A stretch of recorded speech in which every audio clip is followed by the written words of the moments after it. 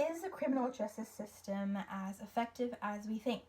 Whether it is or not continues to be an issue for debate.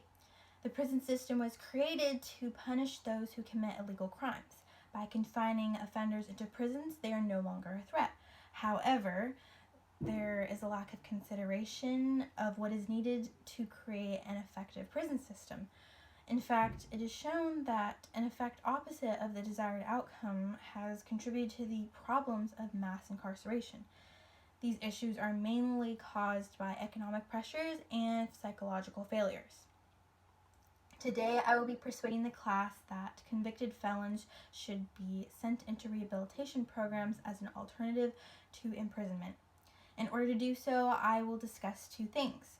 First, I will describe the problem of mass incarceration. Then, I will introduce my solution.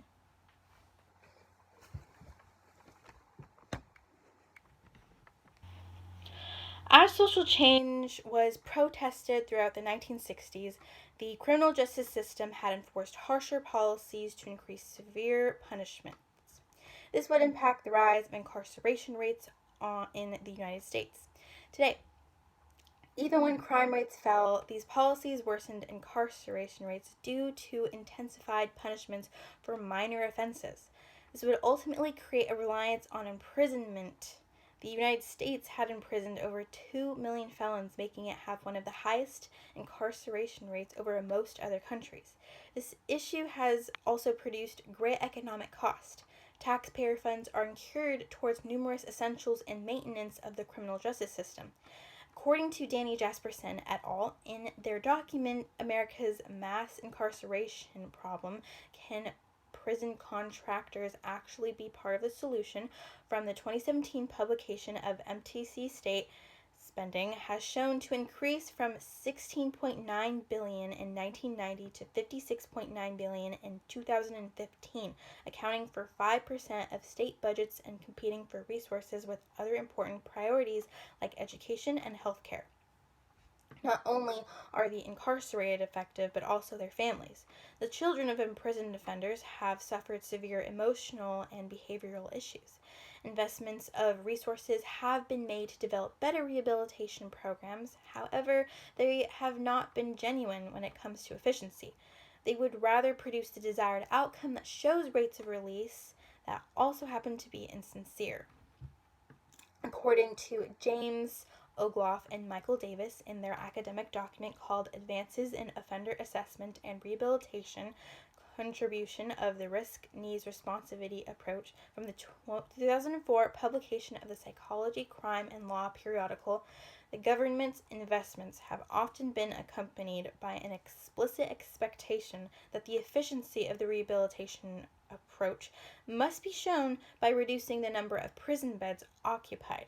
This comes with significant risk, where failing to reduce mass incarceration may cause a declining use of other alternatives to punishment. Recidivism is a problem that has only contributed to the rise of mass incarceration. According to Bijan Berenji et al. In their study report, Recidivism and Rehabilitation of Criminal Offenders, a carrot-stick evolutionary game, from the 2014 publication of PLOS 1, the likelihood of rearrest within 3 years after release is about 70% higher than that of most Western countries. It is assumed that the unpleasant prison lifestyles motivate prisoners to retract from their criminal behaviors.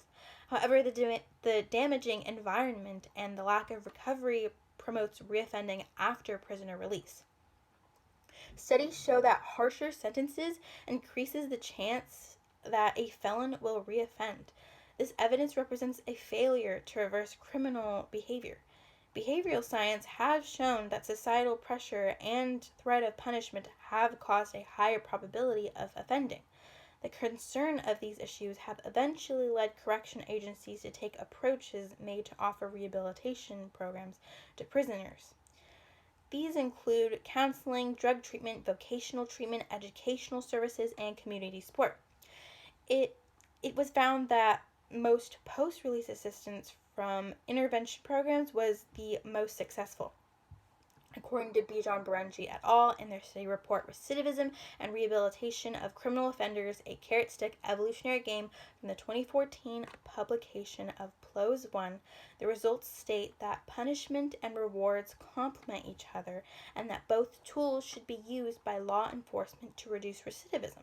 Some have argued that contract prisons led to the rise of mass incarceration and recidivism rates. These issues have been influenced by many factors, yet contract prisons aren't one of them. According to Danny Jasperson et al. In their document America's Mass Incarceration Problem, Can Prison Contractors Actually Be Part of the Solution?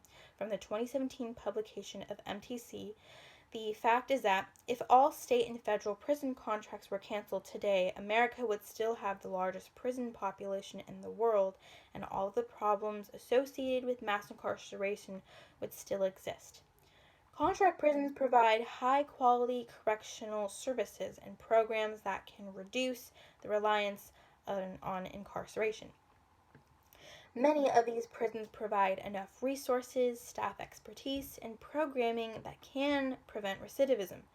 Reducing mass incarceration means that officials will need to enforce the practices of contract prisons to all other prisons. To make a priority, correction professionals will need to see the effective qualities of rehabilitation. Many researchers have stated that rehabilitation is not a workable solution, though these ideas have been proven wrong. These ideas have only influenced the worsening problems of the criminal justice system. Prisons will need to reform their policies into ones that prioritize the environment for those who have committed severe crimes instead of just enforcing longer sentences. According to Joan Ezerick in her book Prisoner Rehabilitation Success Stories and Failures from the 2015 publication of the Mason Crest Publishers, a violent criminal convicted of committing a brutal crime during which people were hurt or killed would be housed in a prison designed for inmates prone to violence. Most states have been able to improve aspects of the system that have reduced recidivism rates.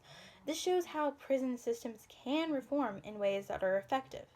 This also shows how important rehabilitation is in order to release capable individuals back into the world. Within the United States, the justice system has not reached enough efficiency to prevent problems such as mass incarceration, though these rapid rates can be reversed with enough effort. The system's main priority should be rehabilitating offenders back into society where they are able to live functional lives. Prisoners only create an environment that can trigger their aberrant behaviors. In order to meet the goals of the system, recovery programs will need to be implemented. If prisons committed to reforming the same practices, policies, and rehabilitation programs as contract prisons, the problem of mass incarceration may reduce substantially.